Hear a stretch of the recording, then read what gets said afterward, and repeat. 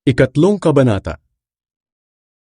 Ang lalaking paralisado ang isang kamay. Muling pumasok si Jesus sa sambahan ng mga Hudyo. May isang lalaki roon na paralisado ang isang kamay.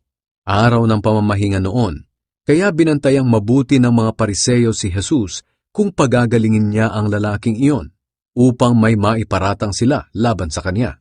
Sinabi ni Jesus sa lalaking paralisado ang kamay, "Halika rito sa harapan." Pagkatapos, tinanong niya ang mga Pariseo, "Alin ba ang ipinapahintulot ng kautusan sa araw ng pamamahinga? Ang gumawa ng mabuti o ang gumawa ng masama? Ang magligtas ng buhay o ang pumatay?" Pero hindi sila sumagot. Galit silang tiningnan ni Jesus, pero nalungkot din siya sa katigasan ng kanilang mga puso. Bumaling siya sa lalaki at sinabi, "Iunat mo ang iyong kamay." Iniunat nga ng lalaki ang kanyang kamay at gumaling ito. Agad na umalis ang mga Pariseo at nakipagpulong sa mga tauhan ni Haring Herodes. Pinag-usapan nila kung paano nila ipapapatay si Jesus. Sinundan ng maraming tao si Jesus sa tabi ng lawa. Pumunta si Jesus at ang mga tagasunod niya sa tabi ng lawa ng Galilea. Sinundan siya ng napakaraming tao na galing sa Galilea, Judea, Jerusalem, Idumea sa kabila ng ilog ng Jordan at sa palibot ng Tyre at Sidon. Dinayo siya ng mga tao dahil nabalitaan nila ang mga ginagawa niya. Dahil sa dami ng tao, nagpahanda ng isang bangka si Jesus sa mga tagasunod niya para may masakyan siya kung sakaling magsiksikan sa kanya ang mga tao. Maraming pinagaling si Jesus kaya dinumog siya ng lahat ng may sakit para mahawakan man lang siya. Kapag nakikita siya ng mga taong sinasaniba ng masamang espiritu, lumuluhod sila sa harap niya at sumisigaw, "Ikaw ang anak ng Diyos!" Pero mahigpit niya silang pinagbawalan na sabihin sa iba kung sino siya. Pumili si Jesus ng 12 apostol. Pagkatapos, umakyat si Jesus sa bundok at tinawag niya ang mga taong nais niyang piliin. At lumapit sila sa kanya. Pumili siya ng 12 na tinawag niyang mga apostol upang makasama niya at suguing mangaral.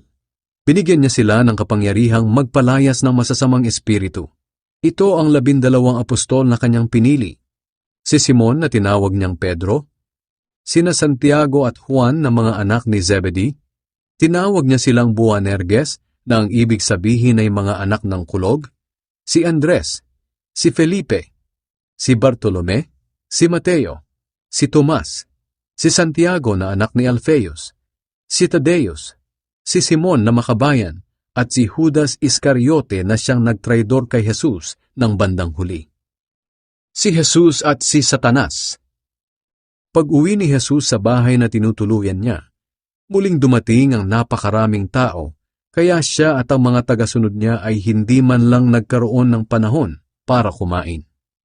Nang mabalitaan ng pamilya ni Jesus ang mga ginagawa niya, siya'y sinundo nila, dahil sinasabi ng mga tao na nasisiraan na siya ng bait. May dumating namang tagapagturo ng kautusan galing sa Jerusalem at sinabi nila, "Sinasaniban siya ni Satanas na pinuno ng masasamang espiritu, at ito ang nagbibigay sa kanya ng kapangyarihang magpalayas ng masasamang espiritu." Kaya tinawag ni Jesus ang mga tao at nagsalita siya sa kanila sa pamamagitan ng paghahalintulad. Magagawa ba ni Satanas na palayasin ang mga kampo niya?